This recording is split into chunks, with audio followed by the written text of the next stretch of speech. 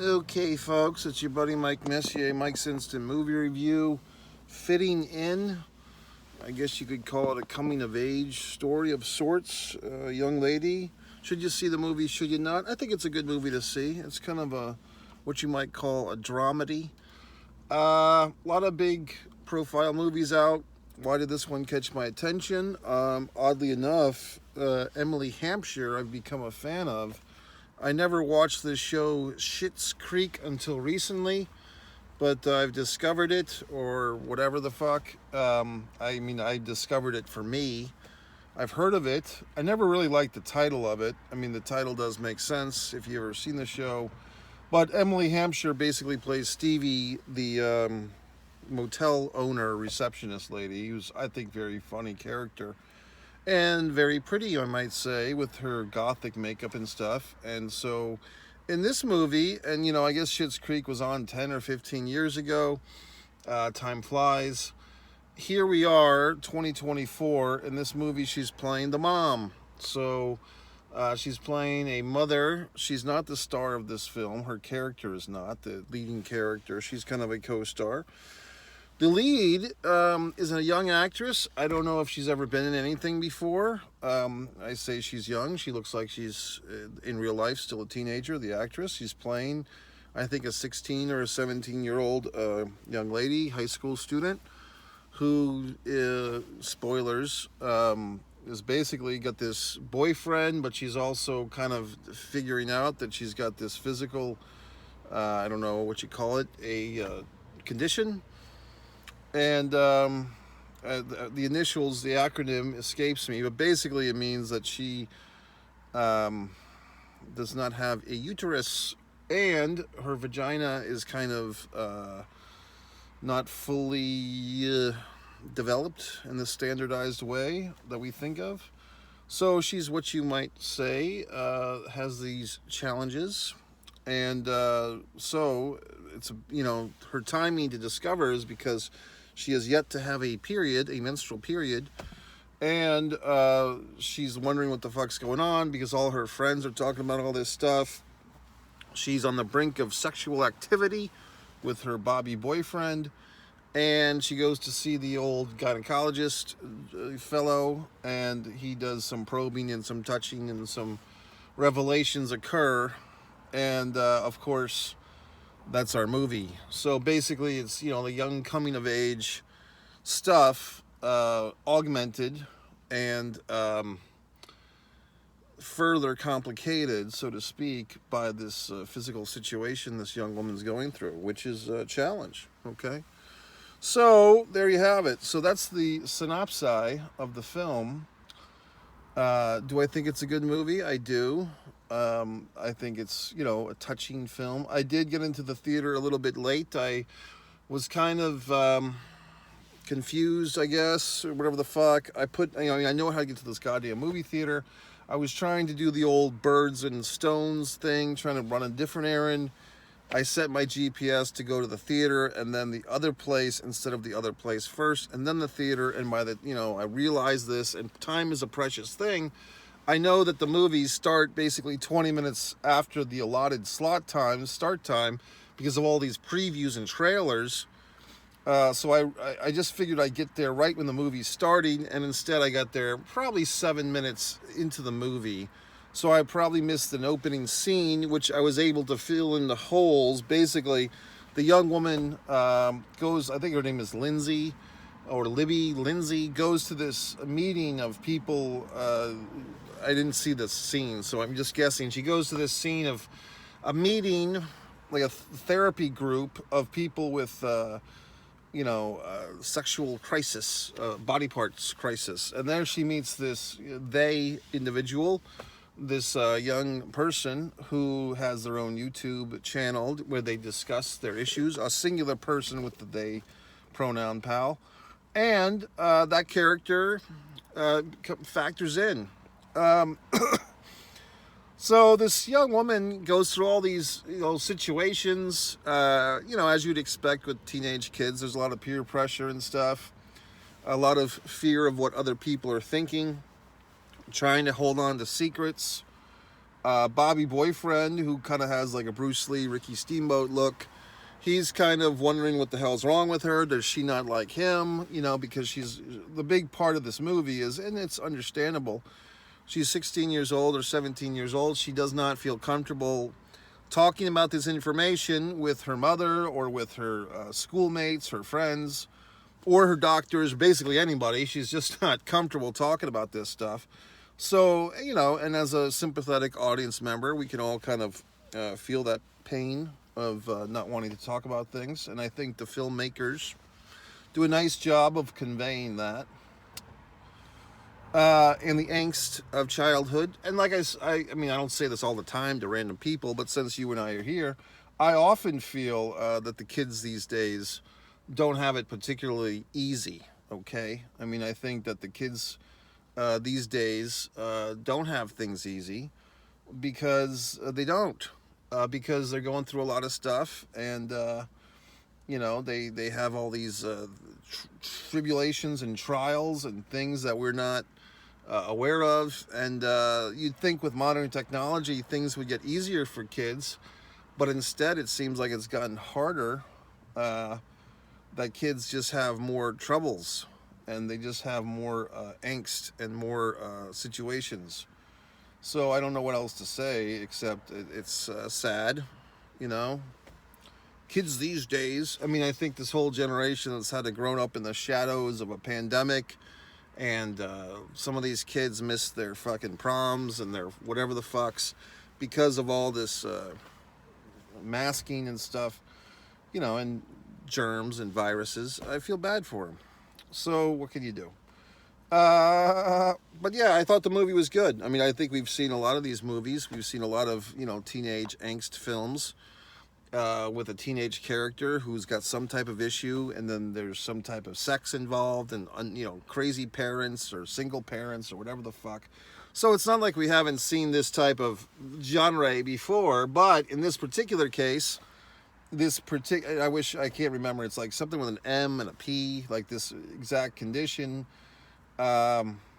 You know, this young character is going through a very specific thing, which is not terribly common. It's not uncommon either, but it's not, you know, it's not terribly common. So she's going through something that she just has to deal with. And of course, the veil of secrecy, not wanting to share this information, not knowing who she can trust, you know, the kids in school, etc. All these things, you know. But the movie is handled, it sounds very somber the way I'm describing it, but there is quite a bit of levity, humor in the film. And they don't make this character out to be a saint either. I mean, she has her little outbursts like a typical teenage female. She's angry at her mother, you know, whose mom's just trying to help out. It's Stevie from the fucking motel. Come on, be nice to your mom. But she's got these little anger outbursts, and sometimes she's using a young man, a young fast food working guy, for sex, you know, because she is instructed that she has to use these medical tools to basically create a vaginal canal in herself. But she also is told that a penis would do. So she kind of drafts this unsuspecting Christian boy into her world. Great, now my fucking flashlight just went out, for Christ's sakes. What if I'm in an emergency? So she drafts this poor kid into this web, but, you know, he's getting some sex out of it, but he's confused because, you know, he's just a guy who serves hamburgers, and suddenly he's got this, you know, young woman fucking him, so he doesn't know what to do. Then she's going after the they person, the intersex person. She's romancing that individual, and she's got Bobby boyfriend Ricky Steamboat over here. So I mean, for someone who doesn't have a fucking uterus, she's kind of a hustler, to tell you the truth. She's kind of playing the field or fields, so good for her. And I don't know, I mean, it was a good movie. I mean, you know, the young actress, I like, you know, I mean, from my perspective, she probably was 16, 17, maybe 18 when she was filming this thing. Looks like she'll have a great future ahead if she sticks with the industry, so to speak. Because it's like I've always said, if you've been watching these reviews, she has to carry this movie on her own. Not carry it, but she is the star. She is the central character in this film. So I thought she did an admirable job.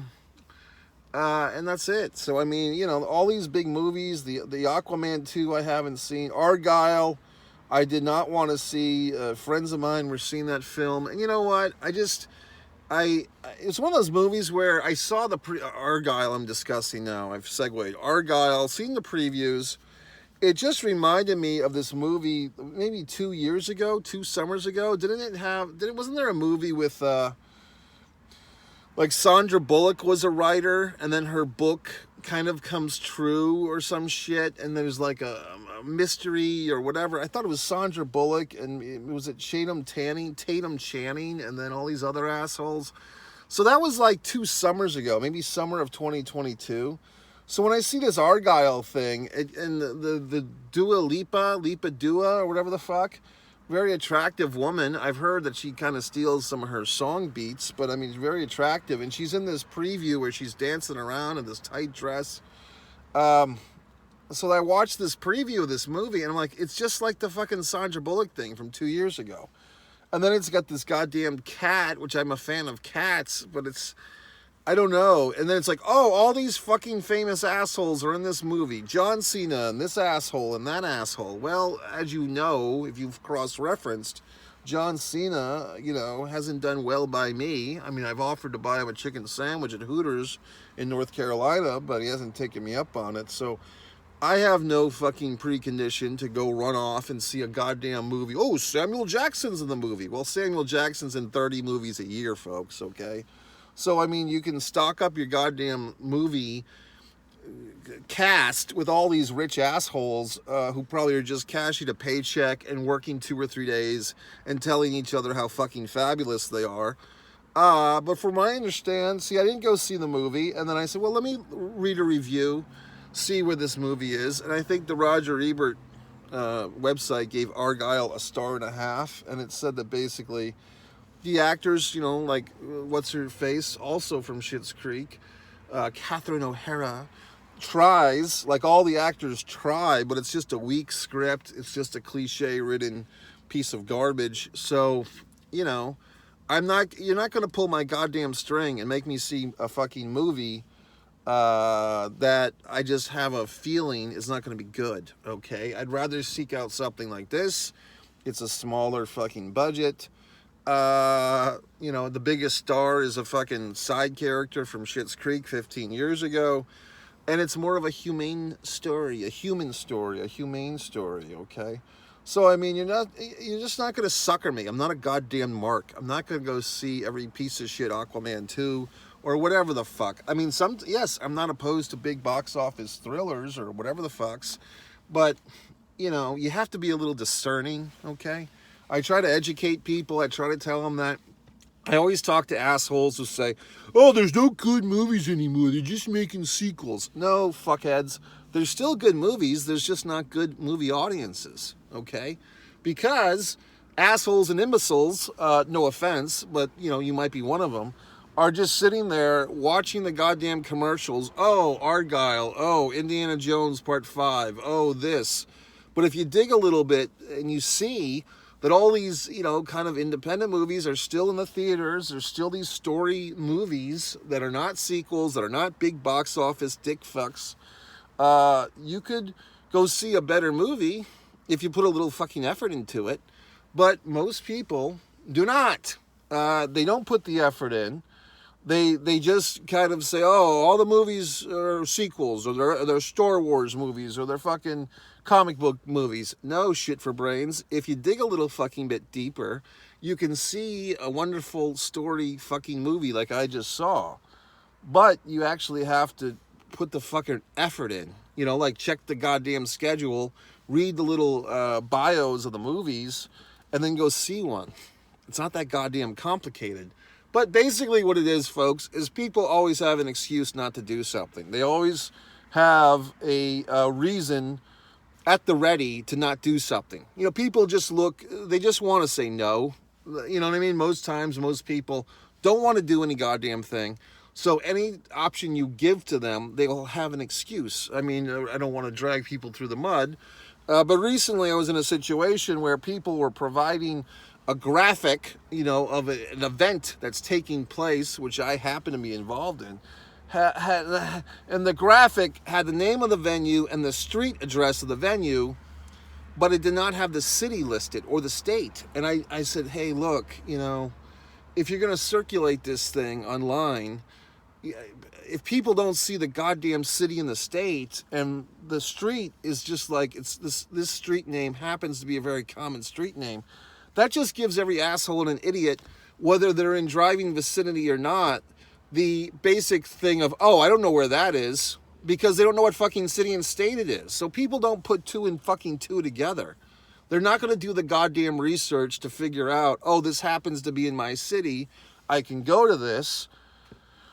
Or, oh, this city's not too far away from me, I could make an effort to go to this. You have to, basically spoon feed the fucking public their applesauce, okay? I mean, that's how it works. You have to spoon people. Oh, here you go. Here's your applesauce. Here's the name of the city. Here's a good independent movie. You have to treat people like infants, because at the end of the day, they'd rather be home Netflixing and chilling, or Twitter fucking, or whatever the fucking. They don't want to fucking live life. They don't want to go to the goddamn movies on a Tuesday night. They want to sit on their goddamn ass and, be a goddamn zombie. So it's up to you, the intellects that are watching this, to take your little golden spoon and feed the public their applesauce. Here you go, public. Here's your applesauce. Good little public. Good public. You ate your applesauce, idiot. I mean, that's how you have to treat people. I hate to say it, but that's what our society has become. Okay, folks, so that's it. That's your fucking movie review. Wonderful time at the theater. Yes, I was the only one at the theater. I could crack my neck. Oh, God in heaven. I could twist my spine. I could do everything I wanted in the theater without fear of retribution. And I had a wonderful goddamn time. So that's it, folks. Your buddy Mike Messier. I saw the film. I enjoyed it. I did not see Argyle. I saw this one, whatever the fuck it was. And I thought it was good. Good night. MikeMessier.com. Buy all my books. Do everything I say.